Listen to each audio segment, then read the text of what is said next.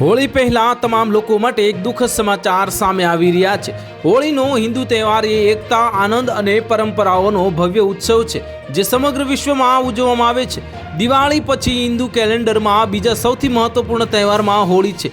હોળી આનંદ, ક્ષમા અને અનિષ્ટ પર ઇષ્ટની જીતની જ ભાવનાઓનું પ્રતીક છે અને હિન્દુ કેલેન્ડર મુજબ હોલિકા દહન દર વર્ષે ફાલ્ગુની મહિનાની પૂર્ણિમાના દિવસે ઉજવવામાં આવે છે। બીજા દિવસે જે રંગોની હોળી રાખવામાં આવે છે અને હોળીની ઉજવણીની સાથે જ હોલિકાની આગમાં તમામ નકારાત્મક શક્તિઓનો નાશ થાય છે। અને આ ક્રમમાં ચાલો જાણીએ કે હોલિકા દહન ક્યારે છે અને તેનું મહત્વ શું છે। તો હોલિકા દહનનું મહત્વ પૌરાણિક કથા કરતાં વધુ છે। આ હોલિકાને બાળવાની પરંપરા આત્માની શુદ્ધ અને મનની શુદ્ધતાનું પ્રતીક છે જે વ્યક્તિઓને હોળીની ઉજવણી માટે તૈયાર કરે છે। આ ઉપરાંત હોલિકા દહન પણ કૃષિ ચક્ર સાથે સંબંધિત છે। આ તહેવારો એ પુષ્કળ પાક માટે ભગવાનને પ્રતિકાત્મક રીતે અર્પણ કરવામાં આવે છે અને આગામી વર્ષમાં સમૃદ્ધિ માટે, વિપુલતા માટે તેમને આશીર્વાદ મેળવવાની પ્રાર્થના છે।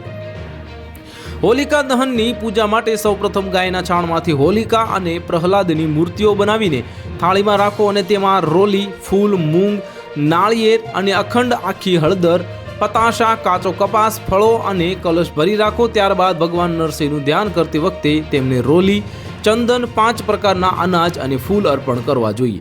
તો હાલ માટે આટલું જ। મળીશું નવી અપડેટ સાથે। જો તમને અમારા વિડીયો પસંદ આવતા હોય તો વિડીયોને લાઇક કરી દેજો, ચેનલને સબસ્ક્રાઇબ કરી બાજુમાં આવેલા બેલ આઇકનને દબાવી દો જેથી તમને આવા સમાચારની અપડેટ મળતી રહે।